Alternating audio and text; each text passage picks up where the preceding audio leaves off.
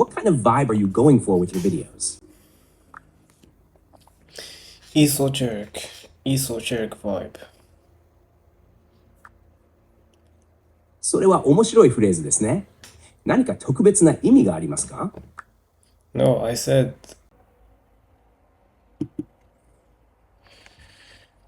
hey GPT, how are you doing?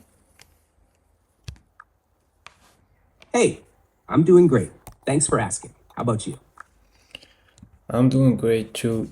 So I was going to ask about the language of Japanese, how much it takes for such a language to be mastered and learned. At least, That's great to hear. Japanese can take quite a while to master, especially for English speakers. The Foreign Service Institute, FSI, estimates it takes around 2,200 hours of study to reach proficiency. Factors like your learning style, consistency, and exposure to the language through immersion or practice can make a big difference. It's definitely a rewarding but long-term commitment. Are you thinking of learning it? I was gonna add that at least the spoken fashion of Japanese, like not entirely writing it, just speaking it and understanding it at a C level, maybe. If you're focusing on just speaking and understanding Japanese at a conversational level, that can definitely shorten the time frame. You wouldn't need to worry about kanji or complex writing, which is a huge part of the challenge. Reaching a C level, like C1 in the CEFR framework, could take less time, maybe around 1,200 to 1,500 hours of focused study and practice, depending on your exposure to native speakers and immersion. Consistent speaking practice would be key. Are you planning to learn mainly through conversation or a mix of methods? So, what led to this conversation is the fact that I've watched a lot of anime, and it's more than 1,000 hours of watching anime. So, I'm gonna say 800 or 1,000 actually of watching One Piece. Gintama probably around 400. SNK Shingeki no Kyojin, or 100 at least. That's not taking into consideration the replays and so on. So these are just the main ones, and then there's other animes that I've forgotten to mention because there's too much to count. So I'm gonna say double that would be the amount of what was left. So 3,000 episodes, with each one of them being around um around 20 minutes. Wow, that's a lot of anime. With that much exposure, you've probably picked up a ton of listening skills and familiarized yourself with common phrases, tone, and cultural nuances. Watching over 3,000 episodes, especially in such diverse shows like One Piece, Gintama, and Shingeki no Kyojin, has likely given you a pretty solid foundation in understanding spoken Japanese, even if it's not formal study. Anime often uses casual or exaggerated language, so while it's great for learning listening and some slang, you might still need structured practice to reach that C-level fluency in real-world conversations. But you've got a huge head start. Have you tried speaking or practicing Japanese outside of watching anime yet? No, not outside of it. So I was just curious about this, but what really led this conversation is my curiosity around the psyche and the ego and so on. So, can you first of all link the ego with language? It is said that when we are younger than 7 years old, we are confusing our dreams with our real life, and at the same time, we are at the same time conceptualizing the world and learning new concepts every time. So, can you speak about that language and ego and being young? That's a fascinating topic. There's a lot to unpack when connecting language, ego, and early childhood development. First, about the ego.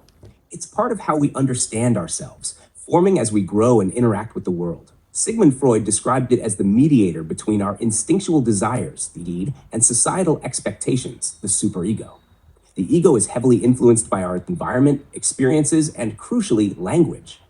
Language is fundamental to how we shape our identity and express ourselves. As children, before the age of 7, our brains are incredibly plastic. We absorb language, concepts, and social norms rapidly, often without clear boundaries between dreams, imagination, and reality. That's partly because the ego is still developing. At this age, kids don't have a fully formed sense of I or separation between themselves and others. This is why they may confuse dreams with reality. They're still in a stage of egocentric thinking, where their perspective and the world's seem merged. As language develops, it gives us tools to categorize the world, understand time, and differentiate ourselves from others. The ego strengthens as we learn words to describe ourselves, our needs, and our emotions. By age 7, children typically start to have a more distinct sense of self, in part because language helps them organize their thoughts and experiences more clearly. This is also when they begin to understand the difference between reality and imagination more consistently. So, in short, language plays a big role in shaping the ego and helping children separate their internal experiences, like dreams, from external reality.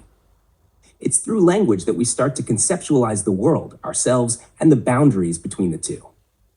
Does that connect with what you were curious about? Yeah, and is there a pinpoint moment where you can say that there was a distinction, the distinction happened in the child, or is it more of a continuous thing? It's more of a gradual process rather than a single pinpoint moment. Cognitive development in children, especially when it comes to the distinction between imagination and reality, occurs over time and in stages. Jean Piaget, a prominent developmental psychologist, described this process in stages.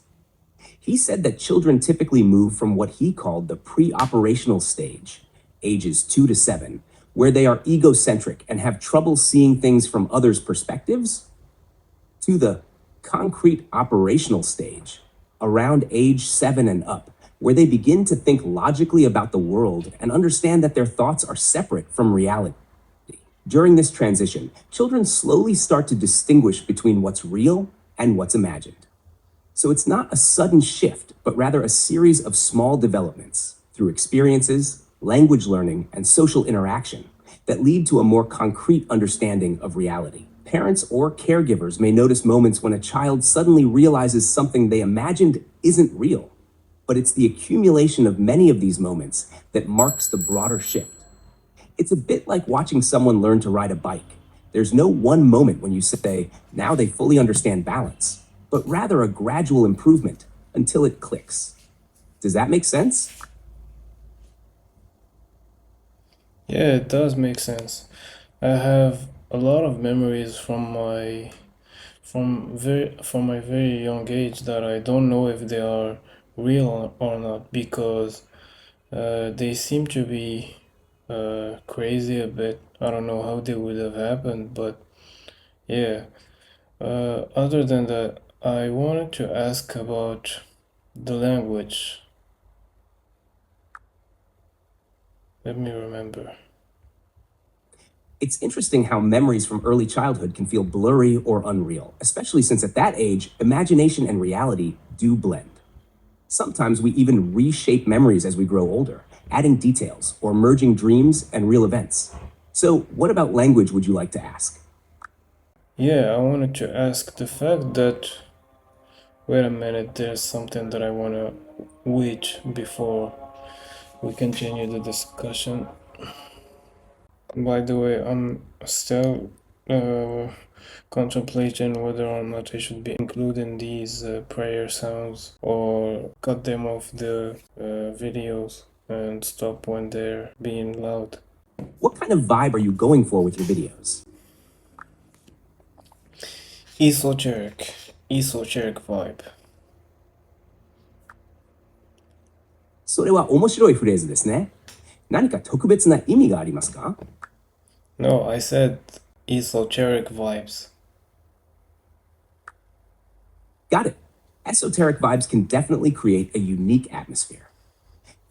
Keeping those sounds might add to that mystical feel. Are you planning to explore any specific themes in your videos? So let's get back to the topic of what we were discussing. As I've said, I have learned French and my maternal language, which is Arabic, before 7 years old. But the language that I've learned after those is English. And what happened is that the content that I've learned English based upon songs like the ones from Eminem and Linkin Park and a lot of other content. The years after learning English, when I came back to that content, I thought that I always knew what it meant. So that language or those songs kind of makes up the the concept of English in my mind. So it's as if I'm building the entire understanding of English based upon those. And I was wondering if I ever learn Japanese, whether or not I will have those thousands of hours listening to audio of Japanese anime shape up the way I view Japanese in the future.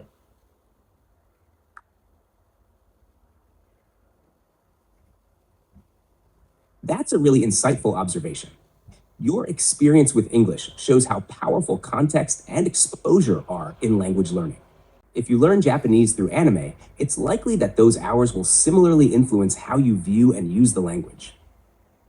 The cultural references, slang, and emotions conveyed in anime could create a unique framework for your understanding of Japanese, just like with the songs you learned in English. However, keep in mind that while anime offers great listening practice, it often features informal language and exaggerated expressions.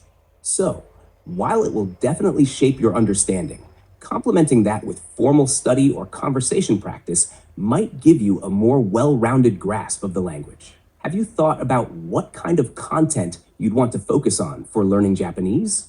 So I'm not 100% engaged in wanting to learn Japanese.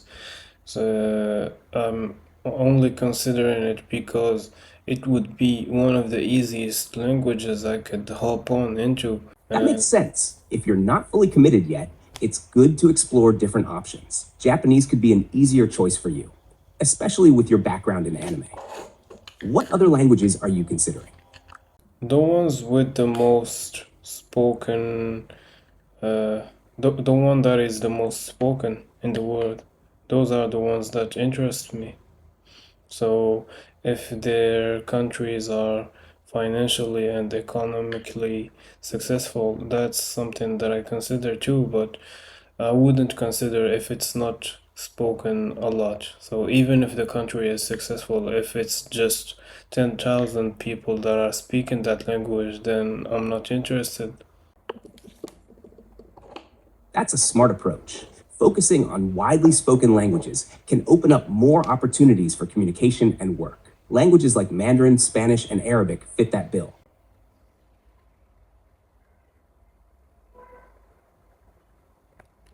Right?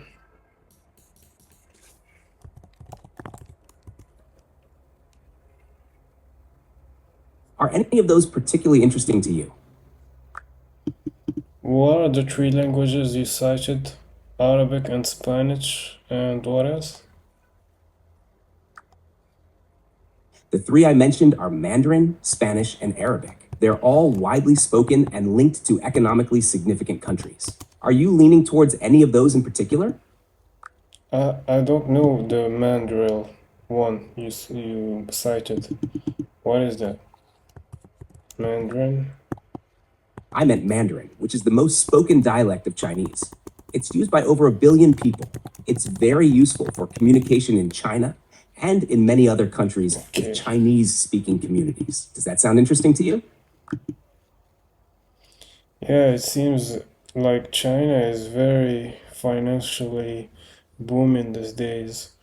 I see a lot of their products being no longer sold through USA or European brands, but directly sold through China. That's for phones, watches, motorcycles, cars, everything.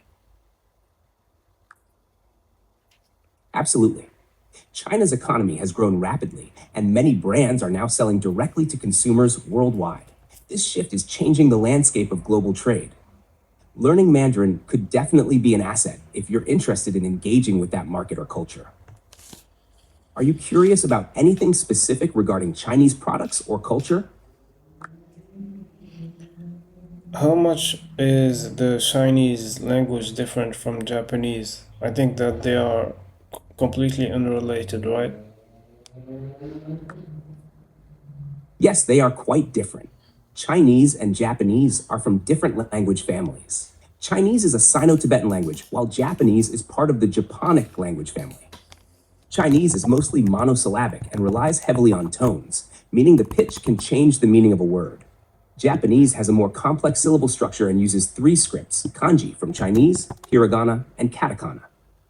While they share some vocabulary due to historical influence, the grammar and pronunciation are quite distinct. Are you more drawn to one language over the other?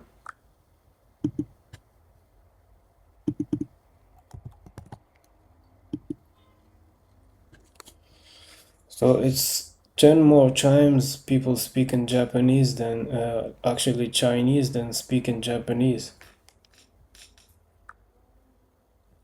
Actually, Mandarin Chinese has over 1 billion speakers, while Japanese has around 120 million. So it's quite a difference.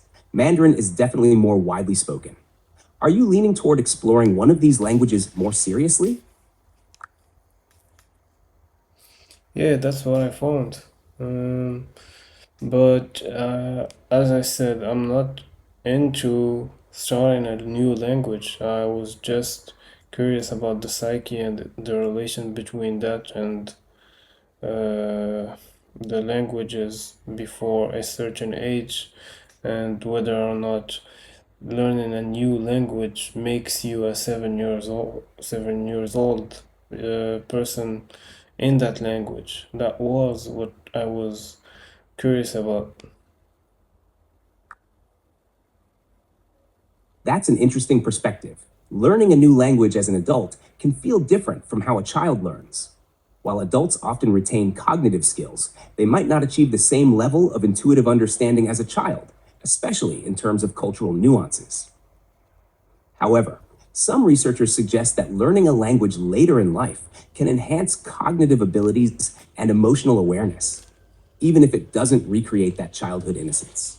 It's like building a new layer on top of your existing knowledge. What are your thoughts on that? Yeah, I think it's accurate building a new layer. Mm, Absolutely. It's like adding a new dimension to your understanding. Each language can offer unique insights and perspectives, enriching your overall worldview. Have you noticed any specific benefits from the languages you already know? you are one thing that is forgotten a lot of times. I won't say that it's forgotten a lot of times, but it is not paid attention to. Is the fact that you are more spiritual if you learn the different spiritualities of different languages. So, the way, for instance, a language might say that they are grateful is different from another language, and you learned all the ways by you get new insights basically from every language spirituality, and that's something that makes you more spiritual. That's what I wanted to say. That's a beautiful insight. Language can deeply reflect cultural values and spiritual beliefs. The way gratitude, love, or community is expressed can open up new ways of thinking and feeling. Learning different languages indeed allows you to connect with diverse spiritual perspectives, enriching your own understanding and experience. It's like unlocking new dimensions of awareness. Have you encountered any specific examples of this in the languages you know? Yeah, and I'm planning to make a video in the future about it. But I think that we spoke about everything that I wanted to, and it's time to wrap up. So if you want to make a summary of what we've talked about, and then we can close off the recording. That sounds great. We discussed the relationship between language and ego, how early childhood experiences shape our understanding, and the influence of media on language learning. We explored the differences between Mandarin and Japanese and touched on how learning new languages can enrich our spiritual perspectives. You also shared your plans for a video on this topic.